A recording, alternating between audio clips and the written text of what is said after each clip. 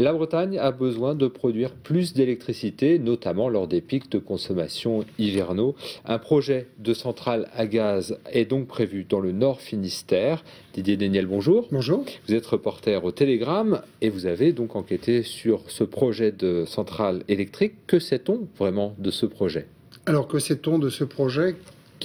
On sait surtout qu'il a pris une ampleur assez considérable les mois passants. Il faut savoir que le premier projet, qui date de 2006, prévoyait une première centrale de 120 MW. On est actuellement sur une jauge de plus de 400, voire 450 MW. Donc 4 fois la puissance initiale. Oui, quasiment 4 fois la puissance initiale.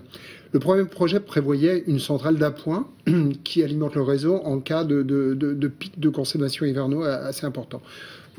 Et là, on est vraiment sur un autre concept de centrale qui produirait d'une manière beaucoup plus continuelle et plus régulière. De l'ordre de 4000, enfin les opposants donnent ces chiffres-là, de 4000 heures, de 4000 à 8000 heures apparemment de production par an. Donc on n'est plus dans la centrale d'appoint. Non, on serait sur quelque chose d'assez continu. Et donc, sachant que les seuils de rentabilité sont fixés à peu près à 3000 heures pour un équipement de ce type. Donc effectivement, on est sur un autre palier. On dépasse largement le seuil de rentabilité. Ce projet repose aussi sur l'exploitation du gaz.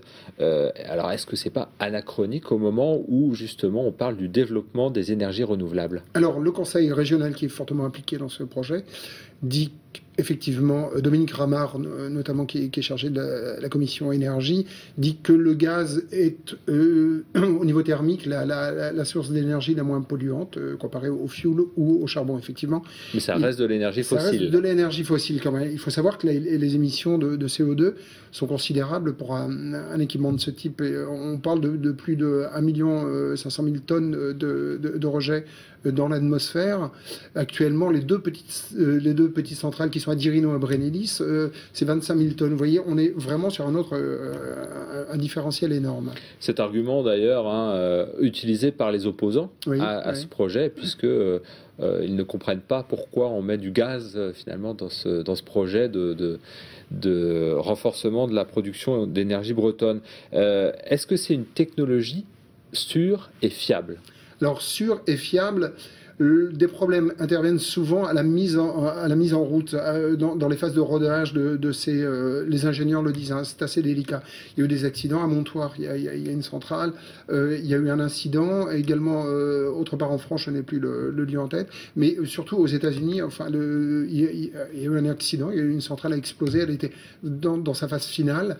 Donc il y a eu 5 morts et une quinzaine de blessés, je crois. Si elle avait été en phase d'exploitation, il y avait plus de 80 personnes sur le site. La déflagration a été entendue à 30 km alentour. Les gens ont cru que c'était un séisme. Ça a été vraiment très très violent.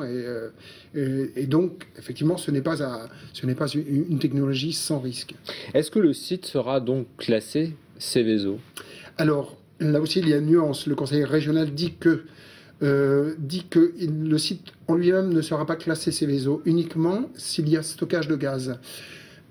Alors, Gaspard, qui est le collectif qui s'oppose à ce sujet, dit qu'il y aura obligatoirement stockage de gaz, étant donné qu'il peut y avoir des ruptures en approvisionnement. Et donc, s'il y a rupture d'approvisionnement, ils vont stocker pour pouvoir produire en continuité de l'électricité. Et donc, le site sera indirectement classé Seveso. Alors on voit qu'il y a plusieurs sites possibles d'ailleurs pour ce projet d'implantation. 3 implantations se dessinent. Est-ce qu'il y en a une qui déjà semble se détacher des 2 autres ou les 3 sites restent un peu... Certaines personnes que j'ai pu rencontrer parlent de Brennilis, disent que Brennilis serait le site le plus approprié. On n'en sait rien, on n'a aucune information n'a filtré sur cette localisation. L'information d'ailleurs elle est difficile à obtenir finalement autour de ce projet. Un appel d'offres devait être lancé mi-juin.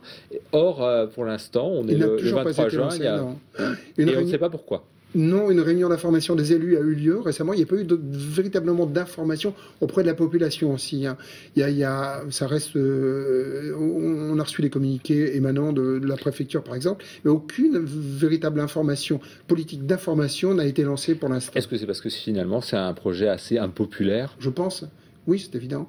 Il faut savoir qu'en... Et pourtant utile. Oui, et pourtant utile. En Moselle, récemment, une enquête d'utilité publique, le rapporteur a donc rendu un avis défavorable pour une centrale de ce type. Donc on voit très bien, au vu de ces éléments-là, que des précautions particulières sont prises, je pense. Didier Deniel, merci d'être venu nous présenter justement toutes les facettes de ce dossier que l'on continuera bien évidemment à suivre puisque ce n'est pas fini. Pour nous, en revanche, c'est fini pour aujourd'hui. On se retrouvera demain à partir de 18h15. Ce sera Marina Dété qui vous présentera le JT et l'actualité du Finistère. Merci de nous avoir suivis. Bonne soirée à vous.